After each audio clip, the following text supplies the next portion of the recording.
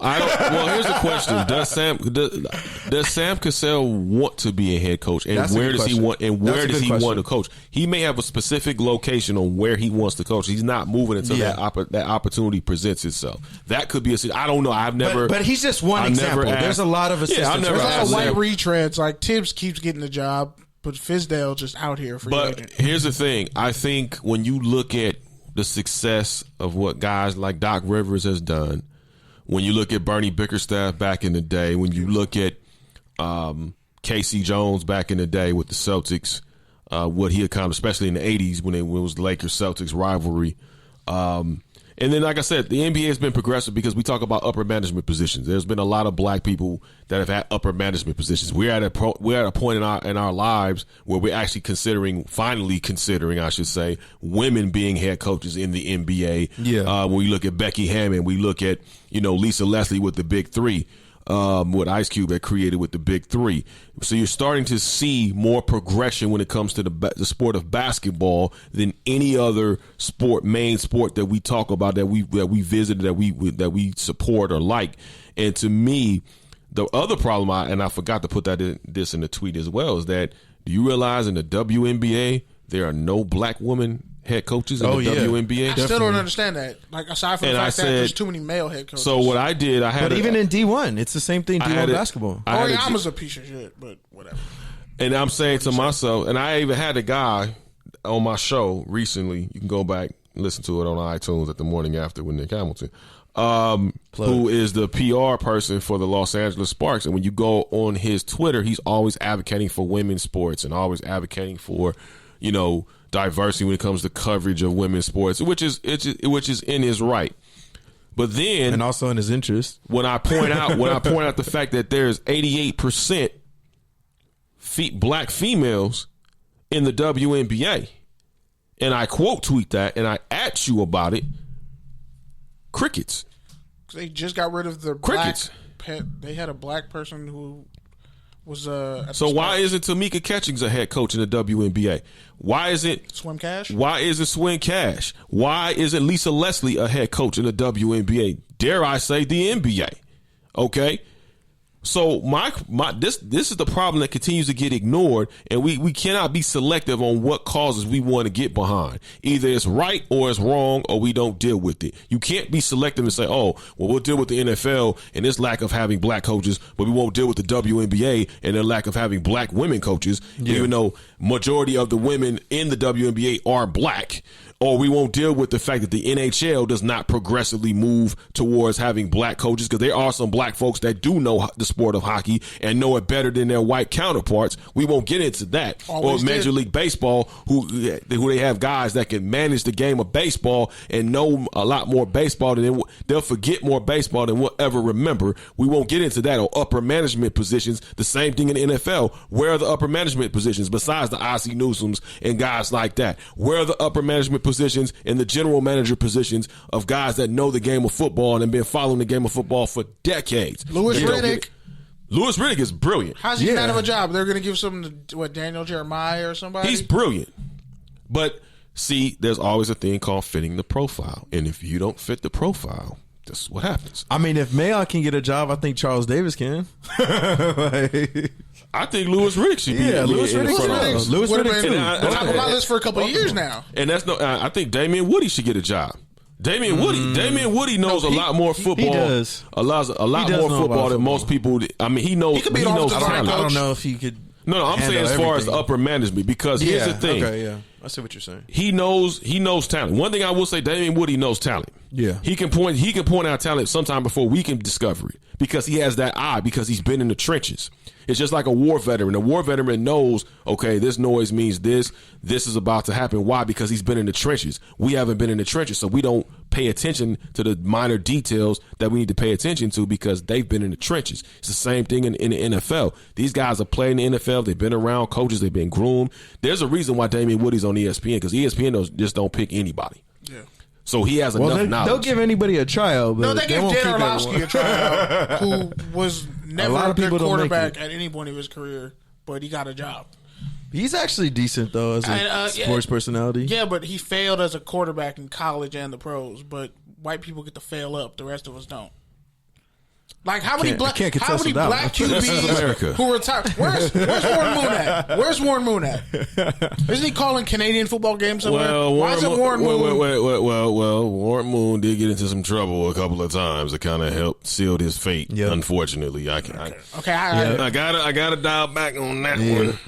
But I'm saying, like, there's people out there. I mean, McNabb. Oh, no question. I mean, listen, like I said, when you talk about guys that have played the game of football, when you look at the Michael Vicks, when you look at guys that have defined, that's another topic that we're going to talk about later. Redefined their positions. When you look Randall at Cunningham, scramble like Randall, Cordell Stewart. The original Taysom Hill. I think, and also too, you got to look at guys what their personalities are like. Yeah. And do they mesh with what teams are looking for? Because I think that does play a role in it as well. I mean, we talk about the NBA. You look at Kareem Abdul-Jabbar. The guy had the most unstoppable offensive move ever in the game. Yep. Why is he still to this day? Right. But why is he not a coach? Because it's personality. True.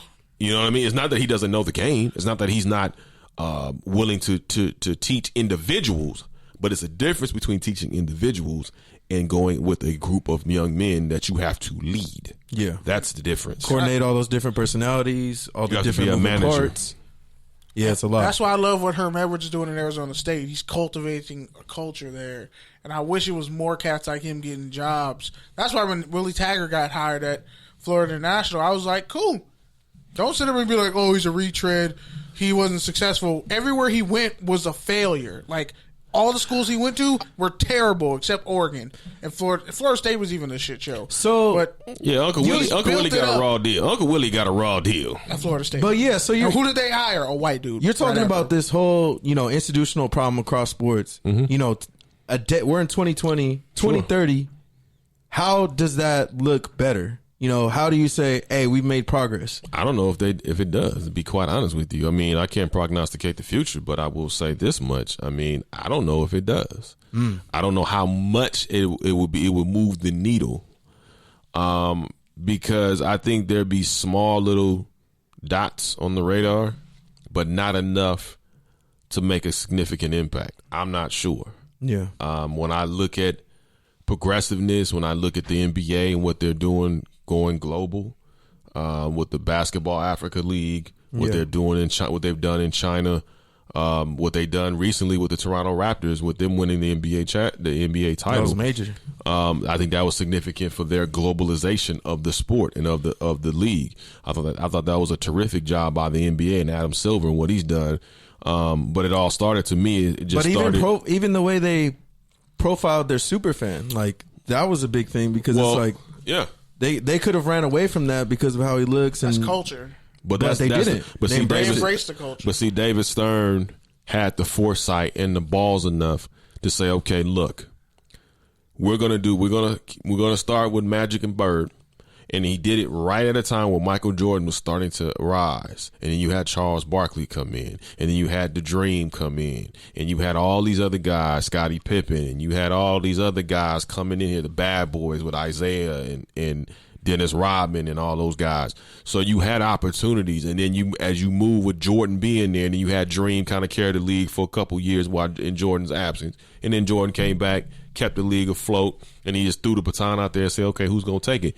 Then you had a guy like Allen Iverson come in, who was completely 180 degrees away from what the norm, quote unquote, was. And then you had an emerging young man named Kobe Bryant, who decided to find himself. And then you had the most dominant ever in Shaquille O'Neal. And then you finally brought Phil Jackson in there. So now here comes this new dynasty with the Lakers. But you still had other individual stars. So not only did they market the Lakers, or they marketed the Spurs with Tim Duncan and Manu Ginobili and Tony Parker, who were all international players, quote unquote, with Greg Popovich, right? So in the early 2000s, it was only two teams that were really mainly marketed, which were the Lakers and the Spurs. Why? Because those were the winning franchises. Yep. The Nets a little bit. No, but it was Jason Kidd. Yeah. Same thing with Carmelo Anthony. Then you ushered in LeBron James, and then you had to wait to see what LeBron James, and then you got so much fluff under LeBron James and so much hype under LeBron James Now people are starting to say, well, damn, dude, is this dude going to be, is he really the chosen one? Or are we just making this crap up as we go along? Because right now, all I'm seeing is Kobe Bryant dominating. And Kobe Bryant has the torch right now. Until 2011, when you saw the emergence of LeBron James going down to South Beach with Dwayne Wade, and you see him connecting with Chris Bosh and winning those championships. And then now it's LeBron's league, even though Dirk got him a title and made it better for the international space, because now you got international guys coming in here saying, okay, well, damn, I can make it. Then you start seeing LeBron James going back home to Cleveland, getting Cleveland a championship. You know, Dan Gilbert talked about him like he lost his best slave cotton picker. Then you start having individual players like Luka Doncic, you having Trae Young, you having, the Steph Currys. Now you got the dynasty with Golden State with Steph Curry and Klay Thompson and Draymond Green, and now you adding to me, probably if he didn't get hurt, he'd be the number one best guy in the league, and that's Kevin Durant. Facts. So now you got Kevin Durant now. So now, even though unfortunately Kevin Durant went down and it kind of took a hit to his celebrity, as it were, but once he comes back on the court, and if he can maintain what we saw previously before that untimely injury that he suffered in the finals, and he can get back to that status, then he will be the top dog for a good while. But then you still have other emerging stars. That started with David Stern, because you got to have some type of foresight and vision to be able to say, okay, this is how we're going to market this league. You got to be a taskmaster, because the NBA was riddled with drugs and an image problem, and they were a distant third, I think, at that time before David Stern took over. I mean, the finals were on tape today, for God's sakes. And also grooming Adam Silver the way he did. Absolutely. Mentoring him in a way where he gave him the tools, like you said, like you had a mentor, give him the tools, show up, but at the end of the day, you're your own person, do what you have to do, and that's really what Adam Silver's legacy is. Absolutely, man. I mean, and Adam Silver had a tough test to begin with, because he had to deal with the Donald Sterling stuff. Unprecedented across professional sports. Trust and believe he had to make the right decision, because if he didn't, it would have been anarchy in the NBA, because players wasn't going for it. They were like, hey, the hell with this. We not playing. You know how much money we going to lose in the playoffs? And you talking about we forfeiting games and TV money's already been put up? We'll start our league. Oh, no. And that won't happen either. But it's sad. The best hope is the big three. Which is another issue, too, because the Olympics now saying people can't protest, can't take a knee during the Olympics. Well, they ain't making no money anyway. But here's the thing, though. But that's a lot of fucking nerve, considering, one, you're a cartel. Two, you just had this whole doping incident with Russia. Well, that's why I need to mention like gymnasts in America. I'm not going to go that far, but I will say this much. Shout out to Simone Biles. I think with the Olympics, for at least this country, I think it's more for globalization, right, of the game. I mean, you look what happened with Dream Team. Saying America is not the center of the Olympics. I get it. Because here's the thing. Look at what the Dream Team did in 1992. Right? It opened up the floodgates for foreign players. Now, granted, you had Drazen Petrovic, which to me opened up the door. I will always say Drazen Petrovic was the one that opened up the door for before you had the Dirks and the Pau Gasols and the Sabonis and the Tony Kukocs. You had Drazen Petrovic. Unfortunately, he was killed before his time. But Drazen Petrovic with the New Jersey Nets at that time was a guy who was absolutely outstanding. This guy, and he was only going to get better as he got older. And this was a guy that came from a foreign land that said, okay, if Drazen can make it, we can actually market this. And then on top of that, with Dream Team going in 92 to the Olympics with all the best of the cream of the crop of NBA players over there who were already superstars in their own right, I just think that opened up even more doors for the NBA. So I think when you're seeing Team USA for the men, I think when you're seeing Team USA for the women, for the WNBA, I just think it just opens up more doors. I think it's more of a showcase or an advertisement, as it were, versus definitely competition. But now you better not come home with nothing less than a gold medal. Ask them boys in 2004 when they came home with a bronze. Yep. That's when you had the Redeem Team. Yep. You had Kobe, you had Dwight Howard, you had LeBron, you had Chris Bosh, you had Chris Paul. They wasn't playing. Kobe was like, I want him on D. Let me play defense. Y'all play the offense. I'll play defense. And that's what you got for two terms. You know, you got Kobe, you got LeBron, You got guys like Carmelo. See, like everything you're talking about Now in it's terms looking of shaky, though. in terms of laying out the characters, I don't really understand why MLB doesn't embrace that.